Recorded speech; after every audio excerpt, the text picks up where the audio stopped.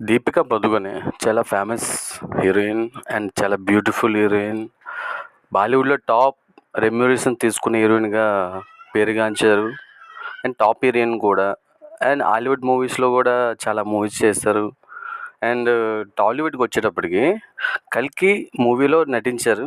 చాలా పెద్ద హిట్ అయింది. చాలా బిగ్గెస్ట్ బ్లాక్ బస్టర్ 'కల్కి' మూవీ.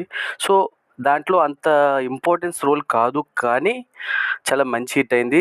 2లో 'కల్కి 2' మూవీలో చాలా మంచి రోల్ ఉంది. చాలా నటించే స్కోప్ ఉంది. యాక్టింగ్ స్కోప్ ఉంది అని మేకర్స్ చెప్పారు. అదే అశ్విని దత్ చాలా చాలా దీనిలో చెప్పారు స్టేజ్ మీద.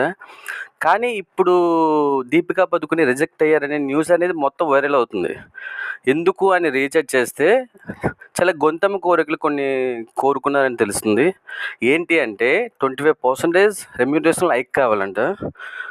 ట్రీట్మెంట్ కూడా ప్రభాస్ కంటే, అంటే కో యాక్టర్స్ కంటే ట్రీట్మెంట్ కొంచెం బాగా చూసుకోవాలని.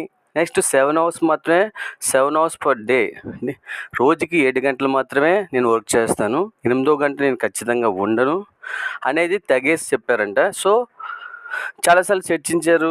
2-3 టైమ్స్ నాగశ్విన్ కానీ, అశ్విని దత్ మేకర్స్ దీపికా పదుకొనెతో చర్చించారు. కానీ ఇది సఫలం అవ్వలేదు, విఫలం అయింది. సో, దానివల్ల ఇంకా మేకర్స్ రిజెక్ట్ అని అనౌన్స్ చేసేసారు.